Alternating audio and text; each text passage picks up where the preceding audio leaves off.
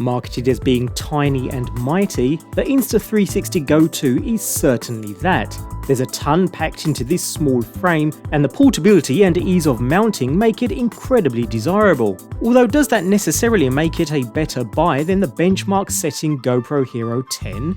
Let's take a closer look.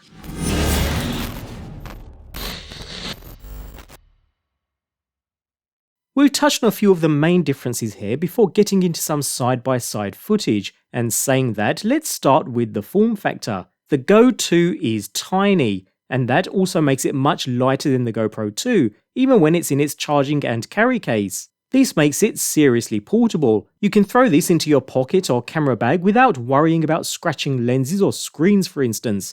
And of course the GoPro does have that front and rear screen though, and that makes it perfect for lining up and framing your shot. That's one thing I do miss on the Go 2. The field of view is wide though, so you can aim it in the correct direction and you'll pretty much get your shot regardless, but even so, I do like the ability to frame shots without reaching for smartphones. Nevertheless, the small form factor and that magnetic mounting does mean you can mount or place the Go 2 pretty much anywhere, quick and easy. And that's a huge bonus. Even the mounts themselves are small and easy to carry around, unlike larger and often more clunky GoPro mounts. Take the GoPro chest mount for example, a particular favourite of mine, yet compare that to the Insta360 version, a magnetic pendant, which makes mounting to your chest as easy as it could possibly get. And that easy clip mount versus the GoPro head strap, or the small pivot stand instead of the GoPro suction cup, and you understand how small the entire setup is compared to GoPro's mounting ecosystem.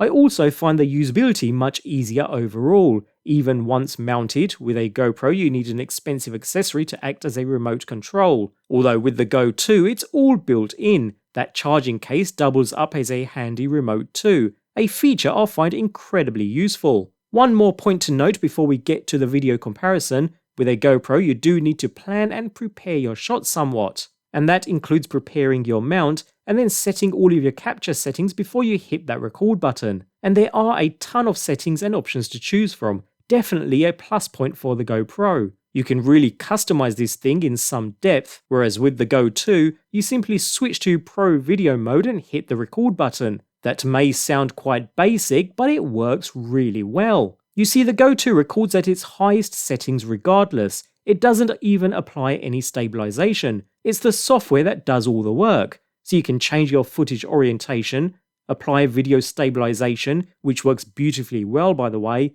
and even set the field of view options before you export the final footage. Granted, that does add some extra work before getting your final footage from the camera instead of just having the file directly from the camera like the GoPro, but it makes for a refreshing change, just being able to shoot and choose options and settings later. A wonderful combination.